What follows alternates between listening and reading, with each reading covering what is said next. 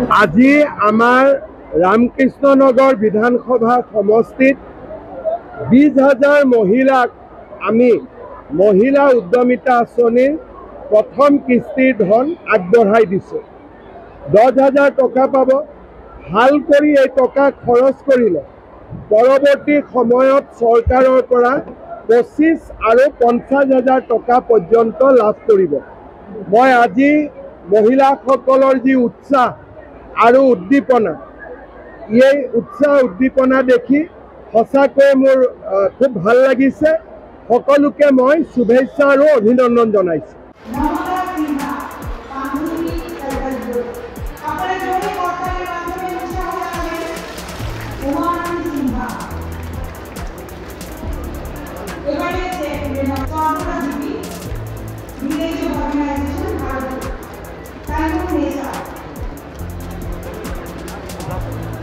এবাৰে দেখে নেব শ্যামলী কাকি শক্তি বাহিনী সৰকাৰ গ্ৰুপ।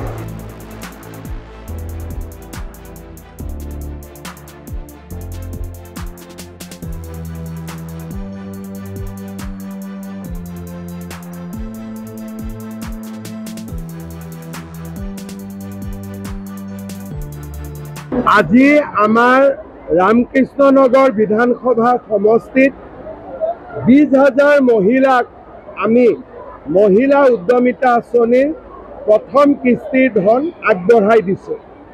10,000 টকা পাব। ভাল কৰি এই টকা খৰচ কৰিলে পৰৱৰ্তী সময়ত চৰকাৰৰ পৰা 25 আৰু 50,000 টকা পৰ্যন্ত লাভ কৰিব।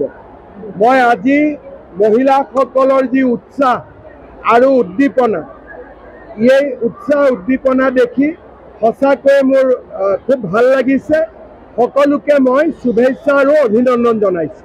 আজি আমাৰ ৰামকৃষ্ণনগৰ বিধানসভা সমষ্টিত 20,000 মহিলাক আমি মহিলা উদ্যমিতা আঁচনিৰ প্ৰথম কিস্তিৰ ধন আগবঢ়াই দিছোঁ।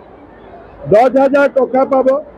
ভাল কৰি এই টকা খৰচ কৰিলে পৰৱৰ্তী সময়ত চৰকাৰৰ পৰা 25 আৰু 50,000 টকা পৰ্যন্ত লাভ কৰিব।